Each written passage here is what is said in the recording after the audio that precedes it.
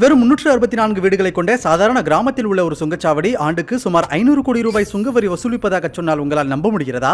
குஜராத்தின் வதோதரா மாவட்டத்தில் பார்த்தானாவில் அமைந்துள்ள கர்ஜன் சுங்கச்சாவடி தினமும் 1 கோடி ரூபாய்க்கும் அதிகமான சுங்கவரியை வசூலித்து இந்தியாவின் பணக்கார சுங்கச்சாவடியாக திகழ்கிறது. மத்திய அரசு தகவலின்படி கடந்த 5 ஆண்டுகளில் மட்டும் சுமார் 2043 கோடி ரூபாயை இந்த சுங்கச்சாவடி வசூல் செய்திருக்கிறது. வதோதரா பரூச் இடையே தேசிய நெடுஞ்சாலை 48 அமைந்துள்ள இந்த சுங்கச்சாவடி பயணிகளுக்கு சாதாரண பகுதியாக தெரியலாம். ஆனால் இந்தியாவின் வடக்கு மற்றும் தென் பகுதிகளின் பொருளாதார இணைப்பை உறுதி செய்யும் முக்கிய தளமாக கர்ஜன் சுங்கச்சாவடி திகழ்கிறது. குறிப்பாக தெற்கு குஜராத்தில் அமைந்துள்ள தஹேட் துறைமுகத்தை அடைய நாட்டின் பல்வேறு பகுதிகளில் இருந்து வரும் சுமார் 65% வணிக லாரிகள், டேங்கர்கள் இந்த சுங்கச்சாவடியை கடந்துதான் செல்ல வேண்டும். இதனால் ஒரு மணி நேரத்தில் சுமார் 2000 வாகனங்கள் இந்த சுங்கச்சாவடியை கடக்கின்றன.